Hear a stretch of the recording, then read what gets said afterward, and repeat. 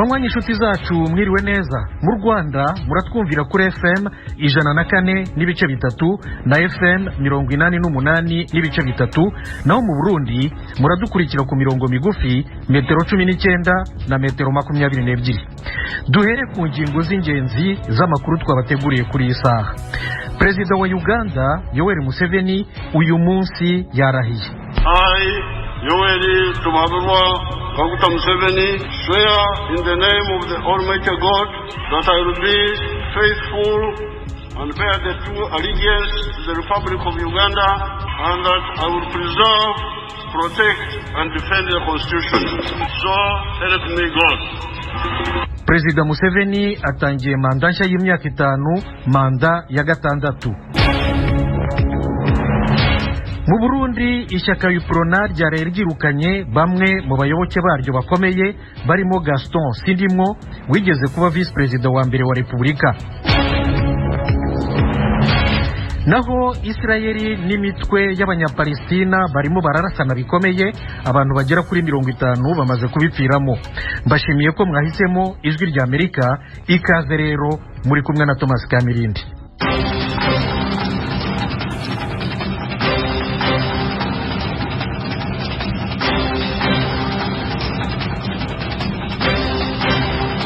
Amakuru yo hirya no hino ku isi nkuko nari maze kubibabwira mu kanya mu ngingo z'ingenzi, intambara hagati ya Israeli n'imitwe y'abanyapalestina irimo Hamas imaze guhitana abantu bagera kuri 50. Fidel Niyongabo yaduteguriye inkuru.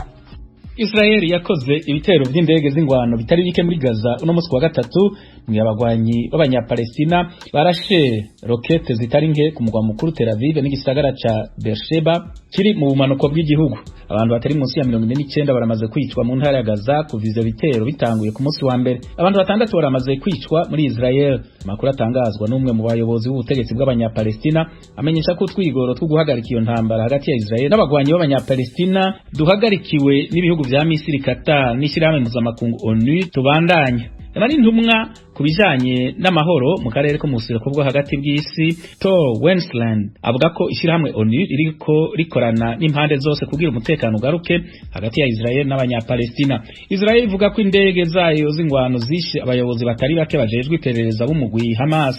Ibindi bitero vyakozwe mu bibanza birasigwamwo za rocket, ibiro by'umugwi Hamas n'amazu y'abayobozi bawo. Iyo ntambara yadutse hagati ya Israel n'umugwi Hamas niyo ikomeye cyane ibaye kuva ingwano yabaye hagati y'izo mpande zibiri mu mwaka w'2014. Umushikiranganje rero kwibona abansi wa Israel Benny Gantz yatangaje ko bazobandanya kugira ibitero gushika bashike ku migambi bishinze.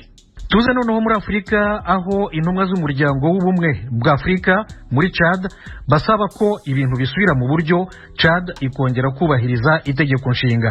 Nibyo Eugenie Mukankusi atubwira. Intumwa z'uyu muryango uyu munsi wa gatatu zatanze inama zivuga ko igisirikare cya Chad gikwiye gusangira ubutegetsi na perezida w'umusivili. Icyo ni kimwe mu bintu bitatu bishobora kwifashishwa mu gusubiza ibintu mu buryo, itegeko nshinga rikubahirizwa nyuma y'iyicwa rya perezida Idriss Deby mu kwezi gushize. Akanama ka gisirikare kayobowe n'umuhungu wa Deby, Mahamat Idriss Deby, kafashe ubutegetsi mu kwezi gushize kwa kane nyuma y'uko se yishwe ubwo yasuraga ingabo zihanganye n'inyeshyamba zirwanya ubutegetsi. Umuryango wa Afrika yunze ubumwe ushobora guhagarika Chad kubera igisirikare kigabije ubutegetsi, wohereje intumwa gutegura uburyo itegeko nshinga ryakongera kubahirizwa kandi hagasubiraho ubuyobozi bwa demokarasi. Muri raporo y'izo ntumwa zasabye ko akanama k'umutekano k'uwo muryango kashyigikira inzibacyuho ya gisirikare uko ihagaze ubu, mu gihe hashyirwaho intumwa idasanzwe yo gukora ku buryo igisirikare cyubahiriza ibyo kijeje ko kizakoresha amatora mu mezi 18 ari imbere. Ako kanama kumva ikindi cyakorwa ari ugushyigikira guverinoma iriho y'inzibacyuho, ari nako agatsiko ka gisirikare kotswe igitutu mu bijyanye no gusangira ubutegetsi ku buryo bungana na guverinoma ya gisivile, bitewe n'uko Chad yugarijwe n'abarwanya ubutegetsi n'inyeshyamba z'abajihadiste. Icyanyuma bifuza ni igitutu ku gisirikare kugira ngo gisubize ubutegetsi perezida w'umusivile agafatanya na visi perezida w'umusirikare nk'uko raporo y'intumwa z'umuryango wa Afrika yunze ubumwe ibivuga. Eugenie Mukankusi urakoze. Tugaruke kuri Fidel Niyongabo noneho atuzane hano muri Leta Zunze Ubumwe za Amerika, aho abarepublikani bakuye Liz Cheney, umukobwa wa Dick Cheney wigeze kuba vice president wa Repubulika, ku mwanya w'ubutegetsi yari abafitemo mu nteko ishinga amategeko umutwe w'abadepite. Fide, tubwira impamvu yabyo. Bamukuye mu buyobozi bw'umugambwe mu matora yabaye mu mwiherero no munsi kwa gatatu. Iyo ngingo yafashwe kubera Deputy Cheney yanebaguye ivyatangajwe n'uwahoze ari president wa Amerika Donald Trump, avuga ko amatora yabaye mu kwezi kwa 11 muri Amerika yaranzwe n'ubusuma. Liz Cheney yaza mu kibanza ca gatatu mu bayobozi bakuru b'umugambwe w'abarepublikani, yarajejwe kumenyesha abanyagihugu ubutumwa bw'umugambwe. Niwe mushinga amateka wenyine aserukira leta ya Wyoming iri mu burengero bwa Amerika. Yagumye anebagura bikomeye ivyatangajwe na Donald Trump vyuko President Joe Biden atariwe mu vy'ukuri yatsinze amatora yabaye muri Amerika mu mwaka urangiye w'2020, ahubwo ari Trump yayatsinze. Mwijambo yashikirije mu nyubakwa y'inama nshinga amateka ku munsi wa kabiri mw'ijoro, Liz Cheney yavuze ko utwigoro twa Trump two kubandanya hakana ivyavuye mu matora mu mwaka uheze bigeramiye igihugu mu buryo bitari bwibonekeza imbere yaho. Amenyesha ko Trump ashobora gutuma haba urundi ruhagarara nk'uko habaye ku itariki ya 6 y'ukwezi kwa mbere mu nyubakwa Kongre ya Amerika ikoreramwo. Radio Ijwi ry'Amerika. Noneho tujye mu Misiri. Abantu babiri bahitanywe n'inkongi y'umuriro yatwitse ibitaro byo mu mujyi wa Kafr Sheikh mu majyaruguru y'igihugu. Frederic Nkundikije aratubwira uko byagenze. Uyu muriro wadutse mu ijoro ryakeye ku bitaro bya leta biri mu gisagara ca Delta Nile mu ntara ya Kafr Sheikh. Ivyo bitaro bivurirwamwo abantu bagwaye indwara zijanye no guhema nabi. Gushika ubu ariko ntibiramenyekana niba muri abo bagwayi harimwo abagwaye ikiza ca corona. Umuvugizi w'iyo ntara Ahmed El Samahi yavuze ko abantu 16 aribo bari muri ico gice c'ibitaro igihe uyu muriro waduka hagati mu gicugu. Abajejwe gutabara bashoboye kuzimya uyu muriro watewe n'insinga z'umuyagankuba. Amategeko yerekeye impanuka hamwe n'umuriro mu gihugu ca Misiri ntiyitabwaho cane, kandi ivyo biramaze gutuma haba ifu nyinshi. Mu kwezi kwa 12 umucanwa waradutse mu gice c'ibitaro byigenga kivurirwamwo abagwayi babaye cane mu gasagara kitwa Obu kari hafi y'umurwa mukuru Cairo, wica abarwayi 7 bariko baravurwa ikiza ca corona. Undi muriro wadutse mu kwezi kwa 6 umwaka uheze warahitanye ubuzima bw'abarwayi 7 mu bitaro byigenga byo mu gisagara ca Alexandria, wongera ukomeretsa umuntu umwe.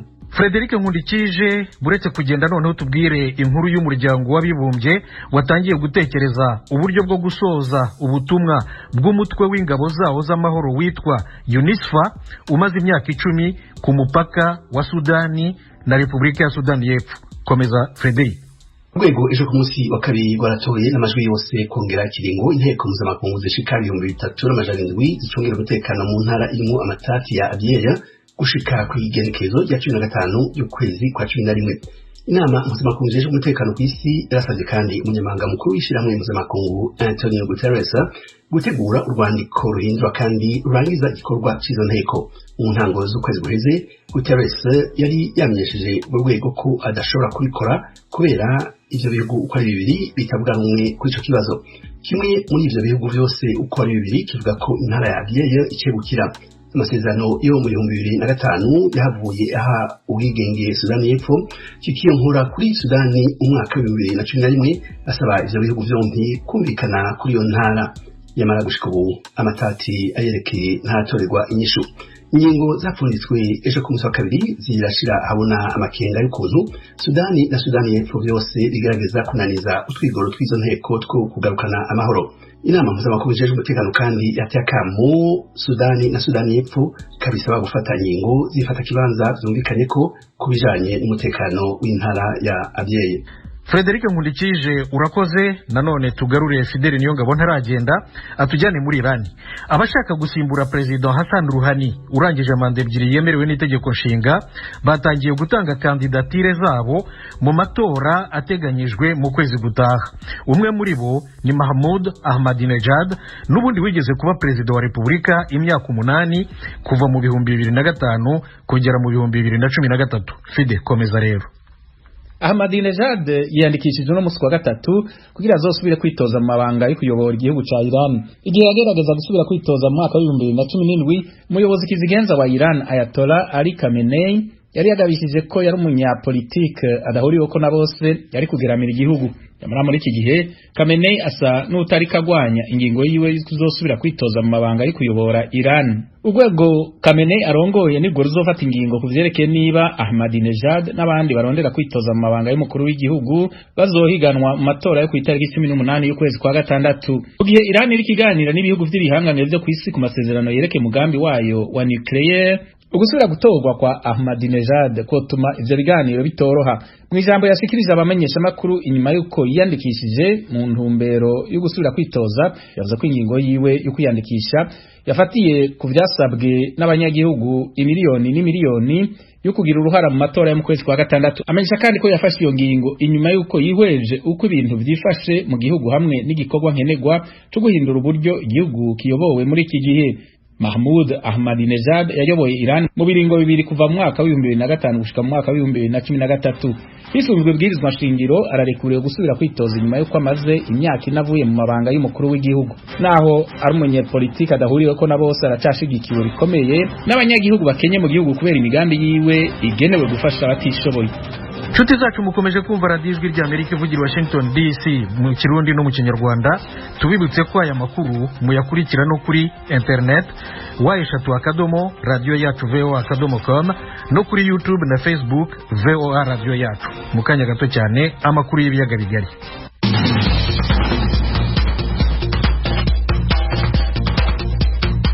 Amakuru y'ibiyaga bigari tuyahere muri Uganda. President Yoweri Museveni yimitswe uyu munsi muri manda ye ya gatandatu y'imyaka 5, azayirangiza yujuje imyaka 40 ku butegetsi. Ibiriro byo kumwimika byarimo abakuru b'ibihugu n'abaza guverinoma b'abashyitsi 11.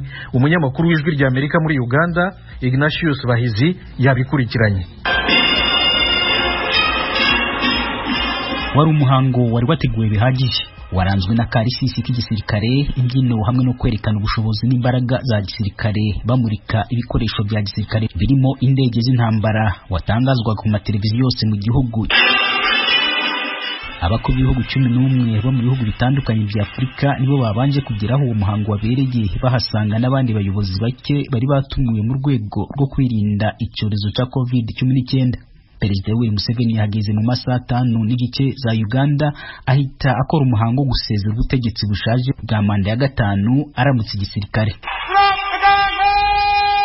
Museveni yarahiye avuga ko yiteguye kurinda itegeko nshinga ry'igihugu kandi ko atazahemukira igihugu cye.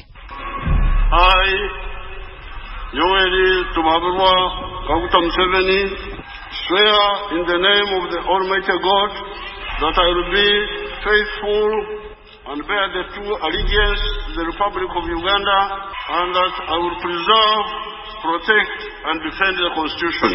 So help me God. Akimara kurahira yahise aramutswa mu muco wa gisirikare, haraswe ibisasu 21 by'imbunda za rutura mu kirere.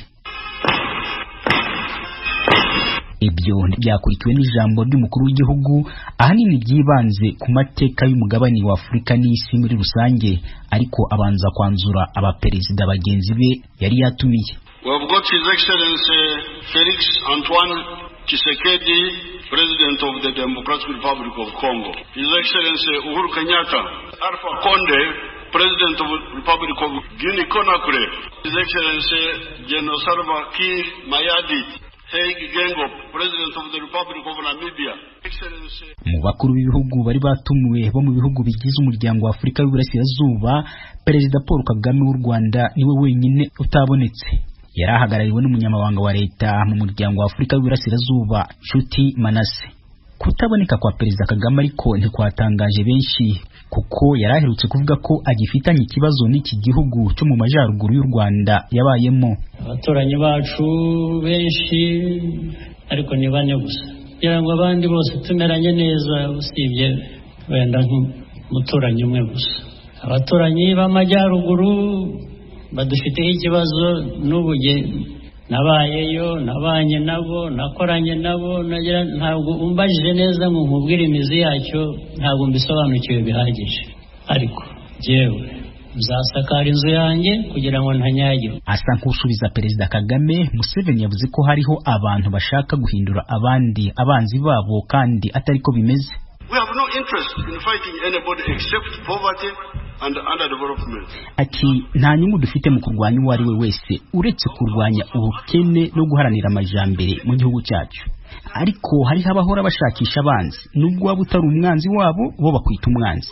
Ni sawa ushatse kuba umwanzi ubwo twashaka uko twabisobanura. Okay, if you want to be an enemy, you can sort out issues. Mu bindi yavuzeho yashimangiye ko Afrika igomba kunga ubumwe ikaba igihugu kimwe kugira ngo igire ingufu z'ubutunzi bihereye ku gusangira isoko rimwe. Yatanze urugero rw'ibihugu byishyize hamwe kera, yongeraho ko kuba Leta Zunze Ubumwe bwa Amerika yarabaye igihugu cy'igihangange byaturutse ku kwiyunga kwa za leta zigize icyo gihugu. Niho yahereye mu ijwi rikaritse yamagana ibihugu byo hanze ya Afrika bikunda kwivanga muri politiki ya Afrika. Mu byageze naho kwica uwari perezida wa Libya Muammar Gaddafi, nubwo umuryango wa Afrika yunze ubumwe wari wanze ko ibyo bihugu byohereza ingabo muri Libya, nuko ahishura ibanga yarafite we na mugenzi we muri Afrika y'Epfo icyo gihe. And proposed that African armies that so decided. Ati nari natanze igitekerezo ngo ingabo za Afrika zinjire muri Libya guha isomo abo banzi bari baje mu bikorwa by'ubushotoranyi. Twahimukiwe na Muammar Gaddafi wahise ava i Tripoli atabanje kurwana.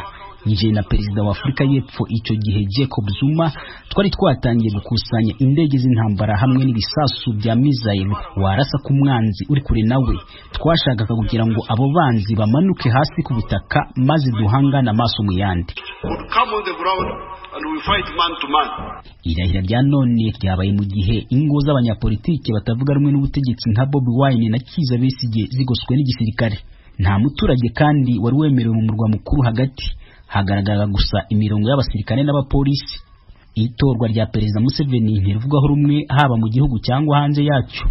Ignatius Bahizi, Ijwi ry'Amerika, Uganda. Noneho tujye mu Burundi. Ishyaka UPRONA ryaraye ryirukanye abayoboke baryo batatu bakomeye barimo Gaston Sindimwo yahoze ari vice president wa mbere wa Republika ku butegetsi bwa Perezida Pierre Nkurunziza. Baregwa gusuzugura inzego nkuru z'ishyaka UPRONA no kuri serya. Mugenzi wacu Pierre Claver niyo nkuru ukorera i Kigali mu Rwanda yaduteguriye inkuru. Amakosa umugambwe w'abadasigana UPRONA uturuka micegera c'umukuru w'igihugu wagiriza abagabo batatu barimwo Gaston Sindimwo yahoze muri ico kibanza imbere yuko aba umushinga amateka harimo kugarariza inzego. Olivier Nkurunziza umunyamabanga mukuru w'uwo mugambwe yabwijwe ry'Amerika ko ayo makosa akomeye yatumye Gaston Sindimwo n'abagenzi we babiri bafutwa burundu muri uwo mugambwe. Wahoze umukenguza amateka ni Niyo Ngabo bitwa Isidore Mbayahaga.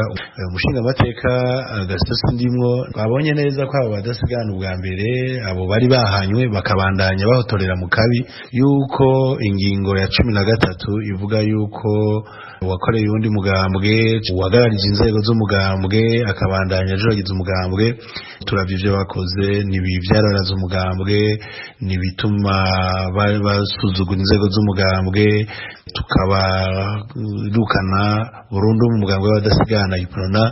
Inama yafashe iyo ngingo yabaye kuri uyu wa kabiri gushika mu ijoro yari yitabwiye n'umukuru w'uwo mugambwe Abel Gashatsi icegera c'umukuru w'igihugu Prosper Bazombanza n'abandi. Abo bakuwe bobo bavyamirira kure basigura ko ingingo yafashwe n'abatabifitiye ububasha. Anise Niyo Ngabo niwe yavuze mu izina ry'abagenzi we.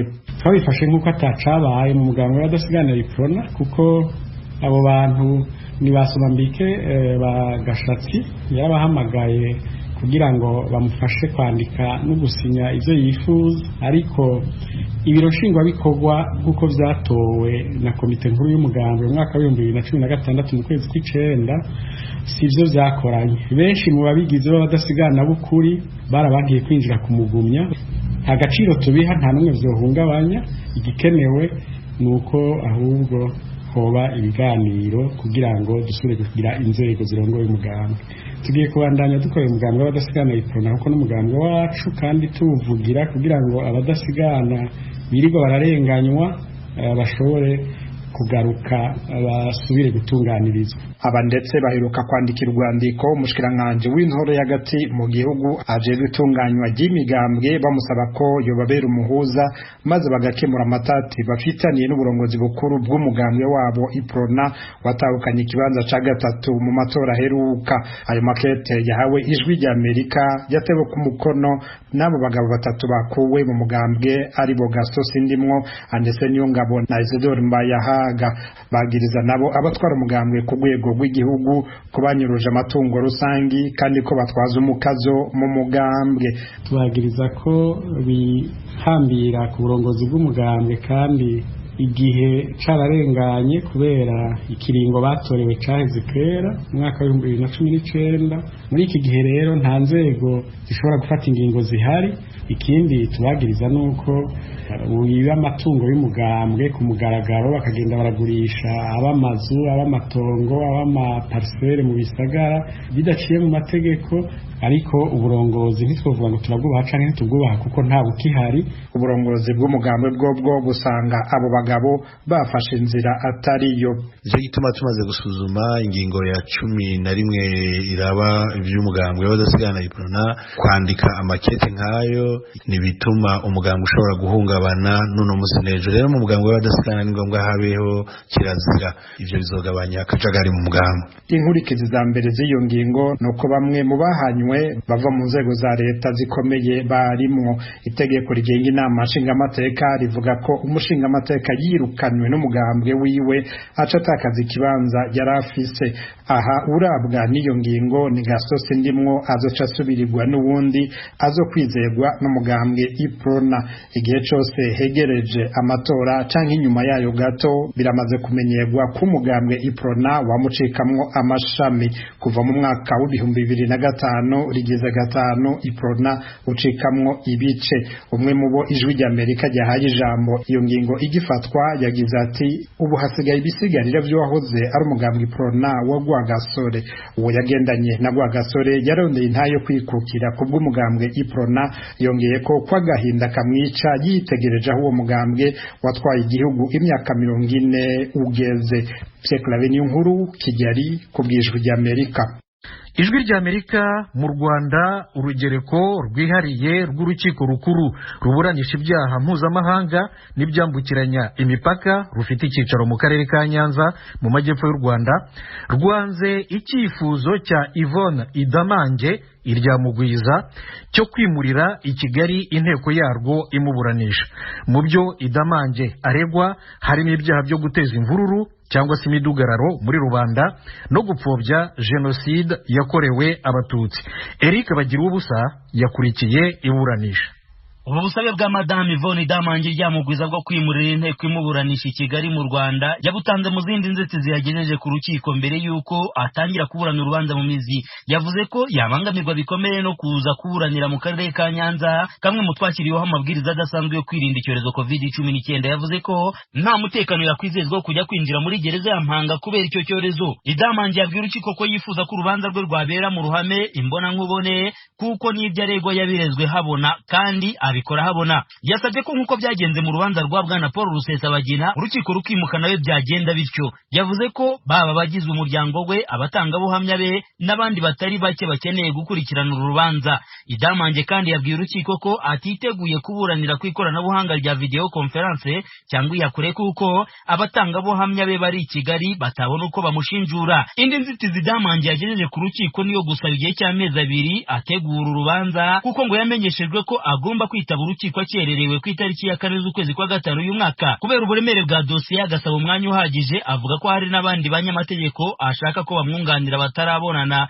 ngo bategure urubanza. Yabwiye umucamanza kandi ko muri gereza ya Mageragere afungiwemo abacungagereza badukanye imvugo yo kuvuga ko bashaka kumucisha bugufi. Intandango n'amafaranga baha abacungagereza ngo babagurira amayinite yo guhamagara kuri telefone, abacungagereza bakayarya. Yavuze ko ibyo yabigejeje mu buyobozi bwa gereza ntibagira icyo babikoraho, avuga ko icyo agamije ari uguca akarengane nka kimwe ashimangira ko ari cyo afungiwe. Mu gusa n'uwishinganisha Damange yabwiye umucamanza ko aho agiye hose abacungagereza bamugendaho, bityo ko afite impungenge ko bashobora kuzamurasa babeshya ko yashakaga gutoroka gereza.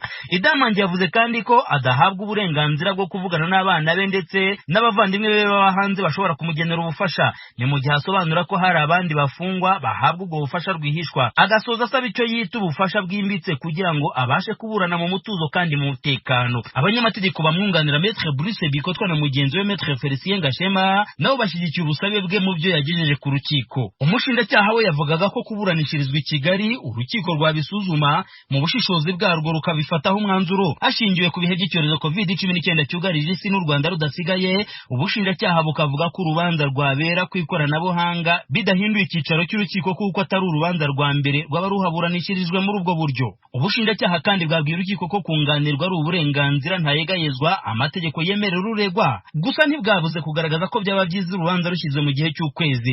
Ku kijyanye n'umutekano w'uregwa muri gereza, ubushinjacyaha buvuga ko byakemurwa n'ubuyobozi bw'amagereza, ariko nanone bukibaza uburyo ari ugeramiwe mu gihe afungiwe n'abandi. Mu cyemezo cy'urukiko rwavuze ko bitashoboka kwimurira i Kigali inteko iburanisha Damange. Rwavuze kandi ko n'indi nteko iburanisha Rusesabagina ifite impungenge z'aho izabikorera mu bihe biraza kubera ko inyubako urukiko rwakoreragamo zahindutse. Umucamanza avuze ko bidashoboka ko urukiko rwajya gutira ibyumba byo kuburanishirizamo kandi rubyifitiye ku cyicaro cyarwo. Yavuze ko gereza imufunze ifite ubushobozi bwo kumuzana i Nyanza cyangwa kumwimurira muri gereza ya Mpanga. Yavuze ko nta mpungenge ko yahandurira COVID-19 kuko ari ubushobozi bwo kuyirinda. Umucamanza yategetse ko urubanza ruzabera ku cyicaro cyarwo i Nyanza ashingiye ku buremere bwarwo n'ikoranabuhanga ritifashe neza. Yanzuye ko ruzayumbona nkubone keretse igihe havuka ibibazo bya COVID-19. Ku mpungenge za Damange muri gereza, urukiko rwibukije ko amategeko amwemerera uburenganzira bwo kuvugana n'abavandimwe be kandi ko byubahirizwa kuri buri mufungwa. Bagira ubusa ijwi ry'Amerika i Nyanza mu majyepfo y'u Rwanda. Nshuti zacu, nk'uko mubizi, imikino y'icyiciro cya nyuma y'irushanwa rya Africa Basketball League BAL mu magambo magufi izatangira ku cyumweru i Kigali mu Rwanda. Izamara ibyumweru 2. Radiyo yanyu ijwi ry'Amerika yabigize umwihariko wayo, izabagezaho iyo mikino yose mu gihe izaba irimo iba. Ntizabacike rero, muzajya kandi muyisanga no ku mbuga zacu, imbuga nkoranyambaga zose musanzwe muzi. Iyi mikino izahuza amakipe 12 akomeye kurusha ayandi muri iki gihe muri Afurika. Ejo twatangiye kubagezaho imyirondoro yayo. Twatangiriye kuri Patriot Basketball Club yo mu Rwanda. Uyu munsi umunyamakuru wacu wa siporo mu Rwanda Jean-Claude Munyandinda arakomeza. Muri gahunda yo kubafasha kwitegura neza gukurikira irushanwa rya Basketball Africa League rizabera mu Rwanda guhera kuri iki cyumweru, dukomeje guterera akajisho ku makipe azaseruka. Muri aka kanya tugiye kuvuga ku makipe 3 agomba kwesurana n'ikipe ya Patriot Basketball Club mu majonjoro mu itsinda rya mbere. Ayo ni US Monastir yo muri Tunisia, Rivers Hoopers yo muri Nigeria na Gendarmerie Nationale yo muri Madagascar. Ikipe ya Union Sportive de Monastir yo muri Tunisia yavutse mu mwaka w'1959 ikaba imaze gutwara ibikombe 6 bya shampiyona y'igihugu. Yitoreza mu nzu y'imikino yitiriwe Mohamed Muzari, ari naho yakirira imikino yayo, ikaba ifite ubushobozi bwo kujyamo abantu 4,000. US Monastir yambara imyenda y'umweru iyo irimo gukinira mu rugo, yaba yasuye ikambara ibara ry'ikijuju, naho ibara ryayo rya gatatu ni ubururu ku makabutura n'amasengeri y'ubururu n'umweru. Muri iri rushanwa rya BAL rigiye kubera mu Rwanda, US Monastir yamanukanye intwaro zayo zikomeye ziganjemo abasore b'Abanyatunisia. Abakinnyi b'abanyamahanga bitabajwe ni 2 gusa, ari bo Wael Araki w'umunyaribani na mugenzi we Ater Mayok ufite ubwenegihugu 3, ubwa Libani, ubwa Australia n'ubwa Sudani, ari naho yavukiye. Uyu Ater Mayok ku myaka ya 33 ni umusore wa hambavu upima metero 2 na santimetero 8 akagira ibiro 106. Dukomereje muri Rivers Hoopers yo muri Nigeria. Iyi kipe yashinzwe mu mwaka wa 2009 ikaba ibarizwa mu mujyi wa Port Harcourt, umurwa mukuru wa leta ya Rivers. Mu kabati kayo harimo ibikombe 3 bya shampiyona. Ikibuga iyi kipe ikiniraho giherereye mu nyubako mbera byose ya Rivers Stadium Street yakira abantu 2,000. Iyi kipe ya Rivers Hoopers yambara imyenda y'amabara y'ubururu n'umweru mu rwego rwo kwitegura guhatana muri irushanwa rya BAL rigiye gutangira. Rivers Hoopers yarushijeho kwiyubaka izana umutoza mushya Ogo Odaudu usanzwe ari umutoza wungirije mu ikipe y'igihugu ya Nigeria. Iyi kipe kandi imaze gusinyisha abakinnyi b'abanyamahanga batatu aribo Robinson Oponge w'umunya-Uganda n'abanyamerika babiri aribo Chris Daniels na Taren Sullivan. Iyi kipe ya Rivers Hoopers kandi niyo izabanza gucakirana na Patriot yo mu Rwanda mu mukino w'imbanza kwasa uzabimburira iyindi muri uru rugamba rwa BAL mu nyubako y'imikino ya Kigali Arena i Remera kuri iki cyumweru guhera saa 10 ku isaha i Kigali. Dusoreze ku ikipe ya Gendarmerie Nationale Basketball Club yo muri Madagascar. Iyi kipe yambara imyenda y'umweru iyo yakiriye igakoresha iy'ubururu mu gihe yakiniye hanze. Yavutse mu mwaka wa 2012 ikaba imaze gutwara igikombe cya shampiyona inshuro ebyiri. Yari Claude Munyandinda i Kigali. Naha rero amakuru yacu ahumurije, mbashimiye cyane rwose ko mwayakurikiye. Mukomeze mugubwe neza na gahunda za radio yanyu Ijwi ry'Amerika. Umugoroba mwiza kandi murakarama.